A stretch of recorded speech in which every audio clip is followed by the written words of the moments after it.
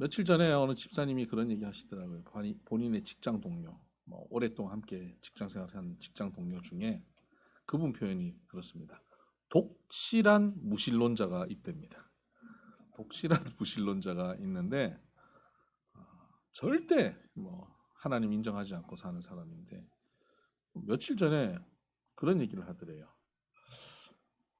자기 아내가 얼마 전 운전하다가 옆에 차를 긁었답니다. 그래서 너무 막 불안해하고 이거 어떻게 할까 막 염려하고 걱정하고 있는데 피해자인 한 여성분이 차를 보더니 괜찮다고 이 정도는 그냥 가시라고 그냥 돌려보냈다는 거예요. 그래서 전화번호를 받아와서 너무 감사해서 나중에 이제 좀 진정된 마음으로 카톡으로 그 선물이라도 좀 보내드리려고 카톡을 연결해서 선물을 보내려고 들어가 보니까 그분 프로필을 보니까 교회를 다니는 거예요. 그러면서 이 부부가 그날 그런 얘기 했답니다. 야, 교회 다니는 사람들 참 착해. 이 직장 동료인 그 집사님도 굉장히 착하신 분이고 그분도 삶 속에서 그런 삶을 살거든요. 참 착해. 그러면서 그들이 하는 얘기가 우리도 교회를 다녀야 될 것 같아. 그렇게 얘기를 내렸다는 거예요. 얼마나 아름답고 귀한 간증인지 몰라요. 성경에서 성도들이 기대하는 성도들의 모습은 이와 같은 겁니다. 세상에서 교회 다니는 사람들이 난 성경 많이 읽어. 난 기도 열심히 해. 나는 주일마다 예배 빠지지 않고 교회 다녀. 이걸 가지고 세상 사람들이 인정해 주지 않아요. 너희는 세상의 빛이라고 말씀하셨고 그 세상의 빛은 성경 많이 읽고 기도 많이 하는 것이 아니라 그 빛은 뭐냐면 사람들이 너희 착한 행실을 보고 하나님 아버지께 영광을 돌리게 하라로 결론 지어집니다. 그러니까 신앙생활을 제대로 하면, 즉 성경을 많이 읽고 기도 열심히 하고 주일 성수하고 열심히 신앙생활을 하면 세상에 나가서 어떤 모습이 보여지냐면 착한 행실이 보여지는 삶이 되는 겁니다. 여기서 착하게 살자를 결단하고 결심하고 사는 삶이 아니라는 것을 여러분 기억하셔야 합니다. 착한 행실로 살아가는 것, 그것이 내 열심과 내 노력과 내 결단으로 되는 게 아니에요. 오늘 우리가 읽었던 이 본문 말씀을 보면 갈라디아서 5장 22절 23절 말씀인데 오직 성령의 열매는 사랑과 희락과 화평과 오래 참음과 자비와 양선과 충성과 온유와 절제니 이렇게 나와 있습니다. 사랑, 희락, 화평, 오래 참음, 자비, 양선, 충성, 온유, 절제. 이것이 성령의 열매다라고 말씀합니다. 여러분, 성령의 열매라고 하는 것은 우리가 성령 안에 함께 거하여 살다 보면 자연스럽게 시간이 가면 열리는 것이 열매입니다. 내가 대단한 노력을 해서, 나무가 대단한 노력을 해서 열매가 맺히는 게 아니잖아요. 그냥 살면 열매는 열리는 것 아닙니까? 그게 열매예요. 성도가 교회에서 신앙생활하고 함께 지내다 보면 1년, 2년, 3년, 10년 신앙생활 하다 보면 그 삶에 사랑이, 희락이, 화평이, 오래 참음이, 자비와 앙성이, 충성이 이런 것들이 열리게 되어 있다는 것입니다. 이 다 관계와 관련된 거잖아요. 사랑, 희락, 관계 속에서 성격적인, 성품적인 열매가 열리는 겁니다. 이것은 내 결심이나 결단으로 내가 오늘부터 이렇게 해야지 한다고 되는 게 아니라 그냥 신앙생활 자연스럽게 하다 보면 자연스럽게 이루어지는 겁니다. 어떤 분은 교회를 다니면서 그래, 교회를 다니면 사랑, 희락, 화평 이런 열매를 맺는 데더라. 근데 내가 아무리 자기 자신을 봐도 별로 없거든요.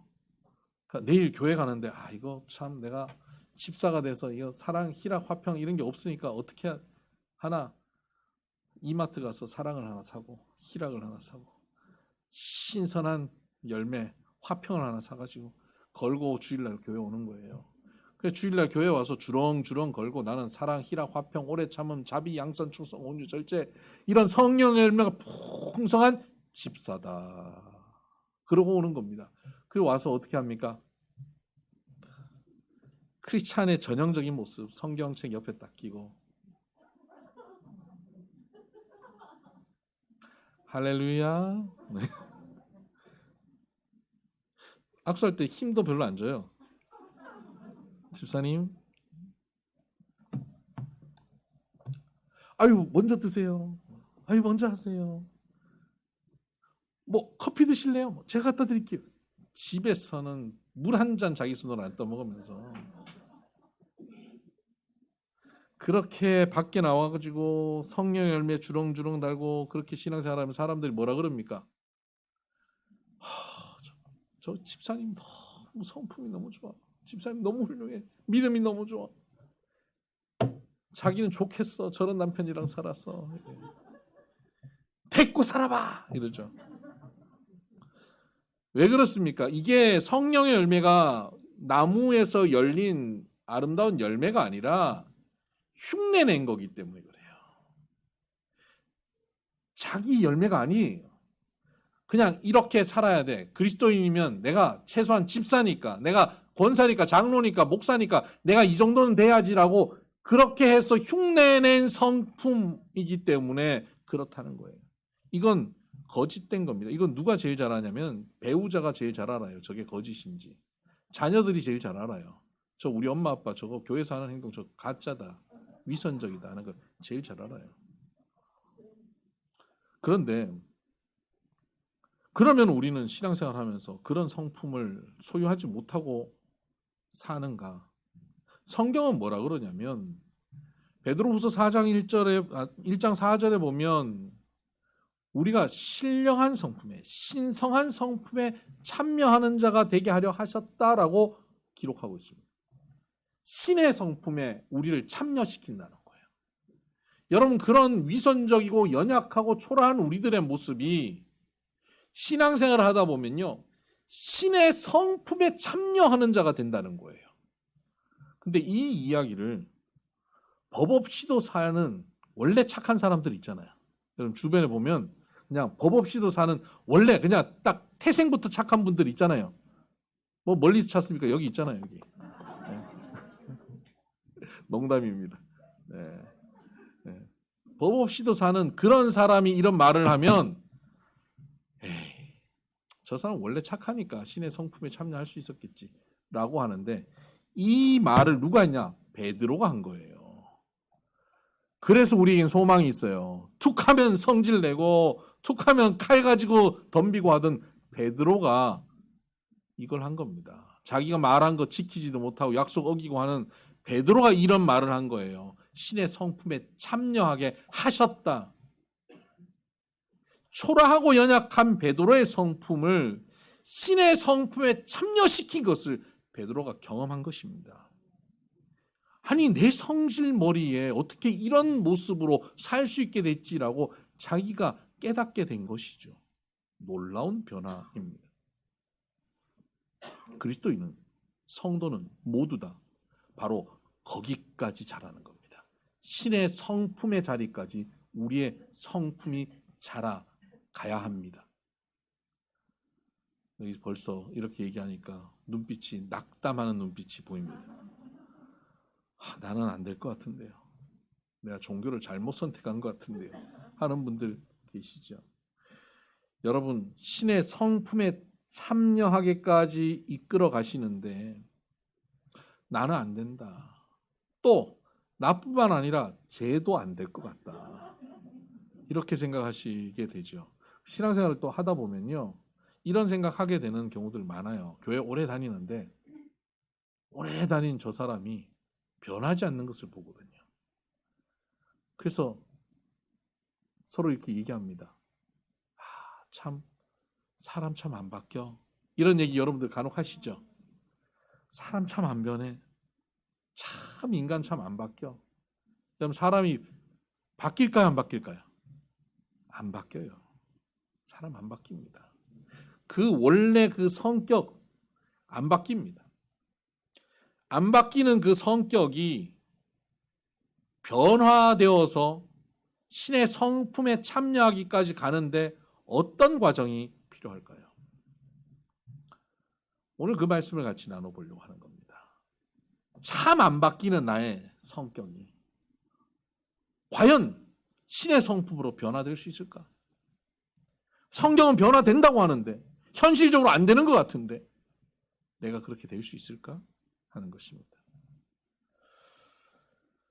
바울도 자기 성격이 참 안 바뀐다고 갈등했습니다. 난 말씀대로 살아보겠다고 다짐하고 결단하는데 자기 안에 두 가지 법이 있다는 거예요. 내가 말씀대로 살려고 하는데 죄의 법이 자기를 자꾸 유혹해서 너 그렇게 살지 마. 너 뭐 하려고 너 미안하다고 그래. 너 뭐 하려고 사과해. 너 잘못한 거 하나도 없어. 너 큰 소리 치고 살아. 이렇게 말하는 죄의 유혹이 있어요. 죄의 법이 있어요. 그런데 또 한 가지 법.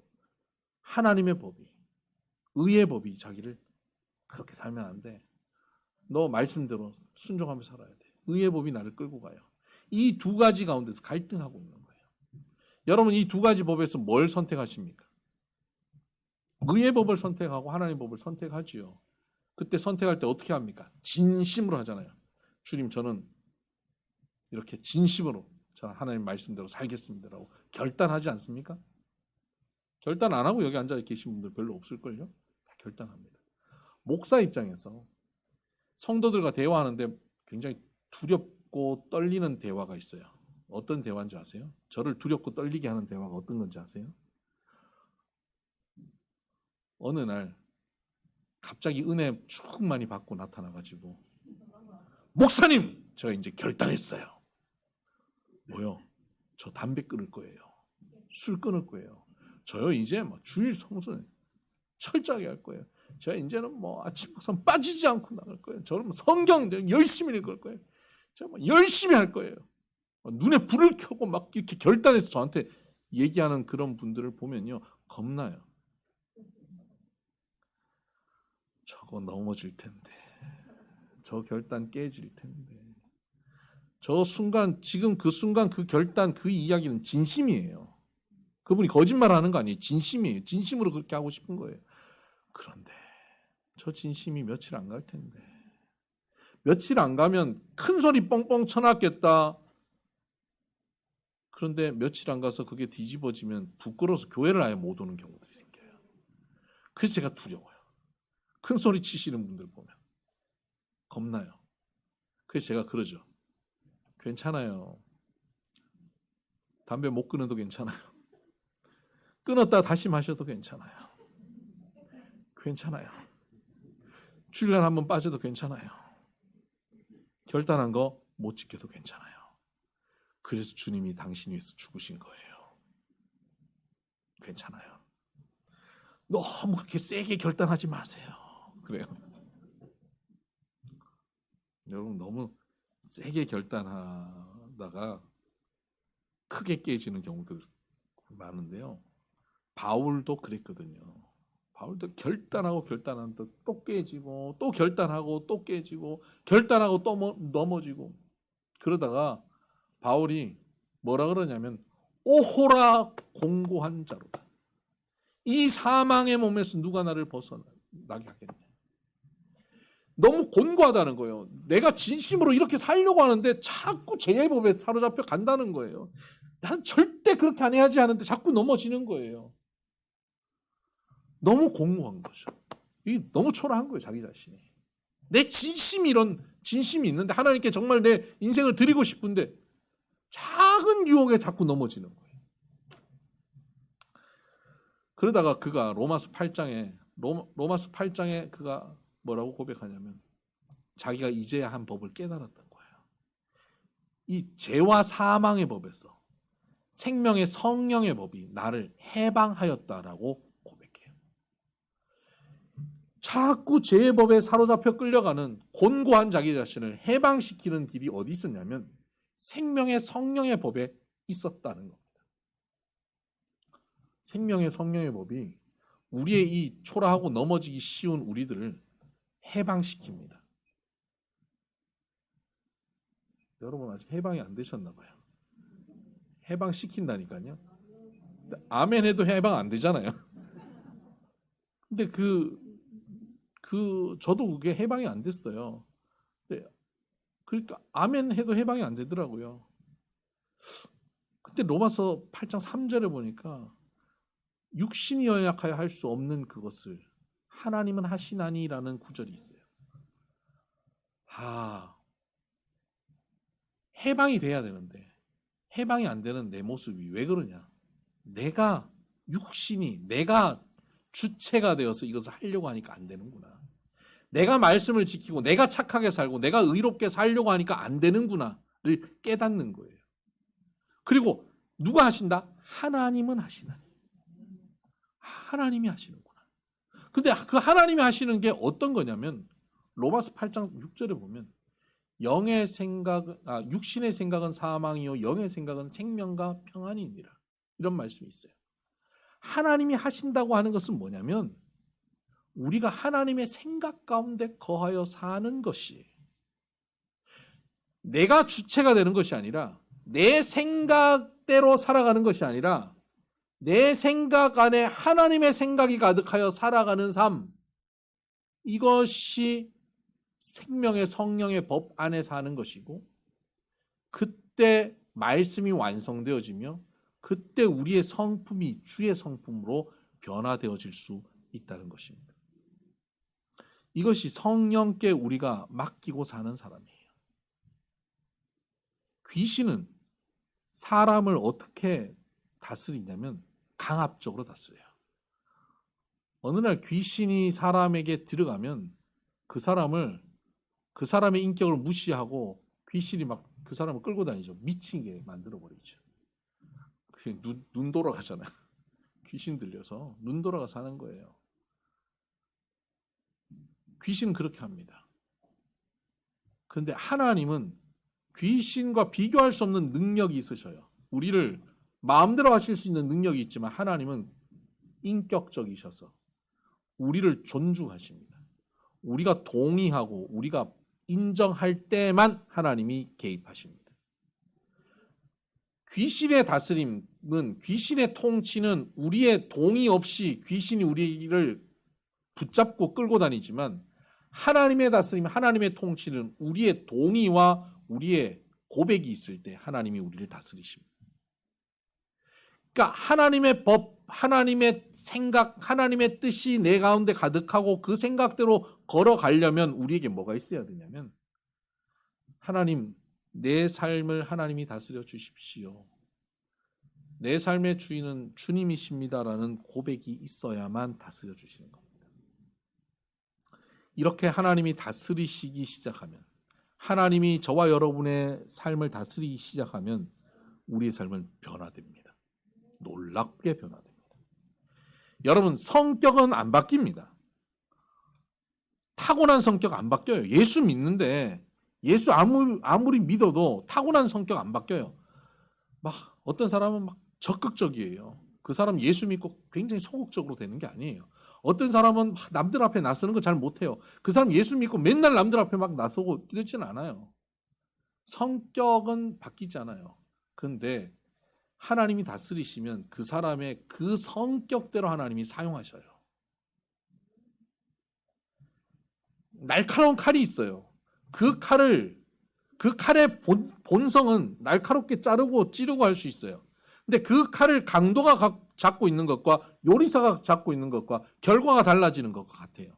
우리의 성격, 우리의 달란트, 우리의 생김새, 이것이 마치 칼의 본성처럼 우리의 본성이에요. 이것은 굉장히 유익하게도 사용될 수 있고 무익하게도 사용될 수 있는 것이에요. 내가 붙잡고 할 때마다 그것은 일을 저질러 버리죠. 그런데 이 본성을, 내 인생을, 내 생각을 하나님이 붙잡고 사용하시면 놀라운 결과들이 만들어지는 것입니다. 그때 우리는 우리의 성격이 바뀌는 것이 아니라 우리의 성격이 주의 손안에 붙잡혀 사용되어지므로 우리의 성격이 주의 성품으로 변화되어지는 겁니다.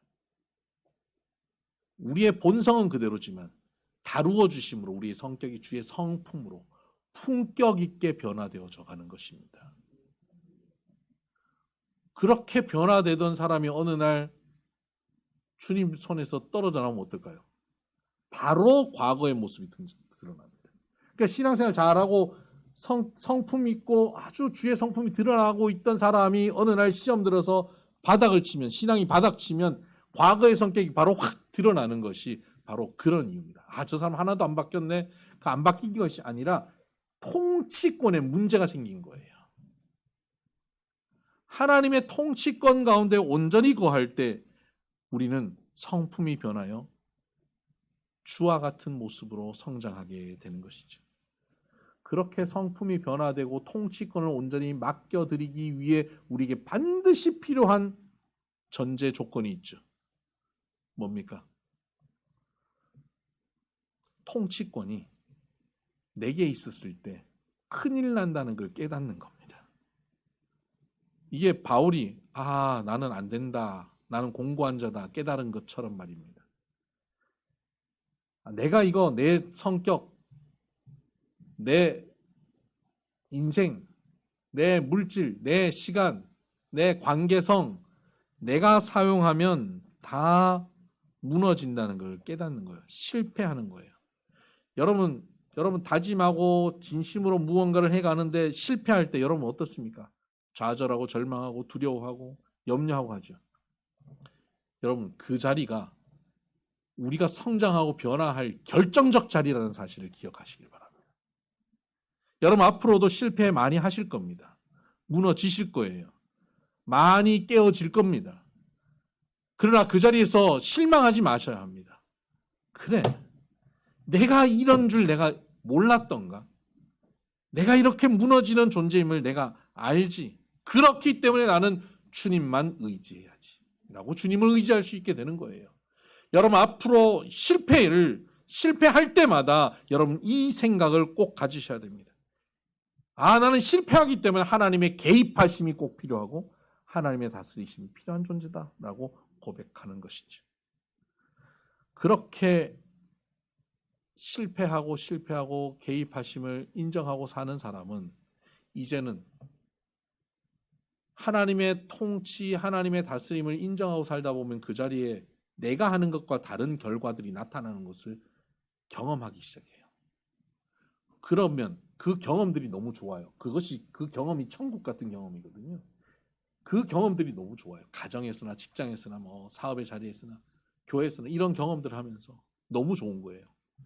그러면 나중에는 실패하지 않아도 뭘 하게 되냐면 하나님의 말씀, 하나님의 뜻에 순종을 더 적극적으로 하게 돼요. 더 적극적으로 내 삶을 주님께 드리는 삶이 되는 거예요. 매 순간 주님께 내 삶을 드리는 거예요. 이것을 영의 생각을 하는 것이다 라고 표현할 수 있어요. 육신의 생각은 사망이요 영의 생각은 생명과 평안이라 그랬어요. 이것이 얼마나 유익한지 아니까 죄의 법이 나를 사로잡아 가려고 하고 유혹이 나를 사로잡아 가려고 하고 세상의 법이 이렇게 나에게 화려하게 보이는 것처럼 보여도 아니야. 하나님이 함께 하시면 그것보다 더 아름답고 귀한 결과들을 주시더라 하고 그 화려함, 그 유혹을 뒤로 하고 하나님의 말씀, 눈앞에는 별로 대단한 것이 아닌 것처럼 보이지만 그 말씀을 순종하여 걷게 돼요. 그걸 선택하게 돼요. 그때 우리는 점점 성품의 변화가 생기기 시작합니다. 그런데 여러분, 이런 변화를 이루어가는 과정에서 가장 손쉬운 길이 있어요. 그게 뭔지 아세요? 내가 넘어지고 실패하고 내 진심이 깨어지고 그런 가운데 하나님의 통치가 이루어져서 점점 하나님의 성품으로 변화되는 과정의 가장 손쉬운 길이 뭡니까? 그것을 위해서 성령께서 우리에게 임하셔서 성령께서 우리 가운데 오셔서 행하신 일이 뭡니까? 성령의 공동체를 세우신 겁니다. 교회를 세운 거예요. 신앙 공동체에 함께 있으면 이게 되는 거예요. 여러분 한국 여성분이 독일에 가서 공부를 하고 유학을 하고 지내다가 독일 남자랑 사귀게 되고 결혼을 하게 됐어요. 이 여성분은 한국 남자들한테 아주 그냥 질린 사람이에요. 한국 사람들이 한국 남성들이 다 그렇지도 않지만 한국 남성들이 너무 좀 무례한 것이 너무 많은 거예요. 법도 잘 안 지키고 좋은 게 좋다 그러고 신호 막 쉽게 위반하고 속도 위반도 하고 너무 쉽게 그렇게 사는 거예요. 근데 독일 가서 이 남자를 만나보니까 이 남자는 너무 도덕적이고 법을 잘 지키고 살아요. 거기 반한 거예요. 그래서 이 남자는 결혼하고 행복하게 살았어요. 그러다가 직장이 바뀌는 일이 생겨서 한국에 들어와서 살게 됐어요. 한국에 들어와서 좀 사는데 한 1년, 2년 지났는데 이 여자가 이 여성분이 라디오 편지를 보냈어요. 자기 남편에 대해서. 이렇게 내가 결혼을 했는데 한국에 들어와서 살다 보니까 어느 날 남편이 운전하는 차를 탔는데 신호 위반을 막 하고 속도 위반을 막 하고 있더라고요. 그래서 여보, 당신 왜 이래? 그랬더니 그분이 하는 얘기가 뭔지 아세요?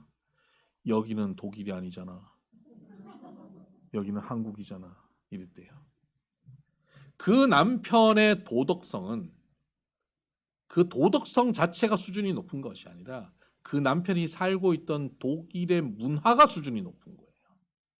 그 문화의 수준에 따라서 한 것이에요. 오늘 우리나라의 도덕성의 문화의 수준에 맞추어서 또 행동한 거예요. 여러분, 사람은 그 사람이 있는 그 공동체의 문화를 뛰어넘는 것이 거의 불가능합니다. 어렵습니다. 그래서 신앙 공동체가 아름답게 이루어지고 그 신앙 공동체가 말씀으로 무장되어서 말씀 가운데 통치를 받는 성령 충만한 신앙 공동체가 되고 그 공동체에 내가 참여하여서 함께 걸어가다 보면 어느 날 그 문화의 수준, 신앙 공동체의 문화의 수준 뭘까요? 천국이에요. 하나님 나라. 그 수준을 누리게 된다는 것입니다. 오늘 우리가 읽었던 본문 말씀 마지막에 이렇게 되어 있습니다. 이 같은 것을 금지할 법이 없느니라. 여러분, 우리가 주의 성품으로 성장해가는 것, 사랑, 희락, 화평, 오래 참음, 자비, 양선, 충성, 온유, 절제, 성령의 열매가 풍성히 우리의 삶 가운데 열리는 것을 금지할 법이 없습니다. 우리가 주의 몸된 교회 공동체에 함께 신앙생활하고 함께 말씀을 나누고 늘 하나님의 생각을 의식하고 그 가운데 걸어가다 보면 이 성령의 열매가 맺히게 하는 법을 금지할 방법이 없답니다. 여러분, 우리가 아름답게 성장할 것을 금지할 방법이 없어요. 우리가 아름답게 변화될 모습을 금지할 길이 없답니다. 믿으십니까? 그렇게 성장해 가기를 바랍니다. 그래서 우리 주변에 많은 믿지 않는 이들이 우리의 모습을 보고 야, 저 사람 보니까 교회 다니는 사람들은 다르네. 나도 교회 다녀봐야겠다. 라고 고백이 나오게 하는 세상의 빛으로 살 수 있는 저와 여러분 되기를 주의 이름으로 축복합니다. 기도하십시다.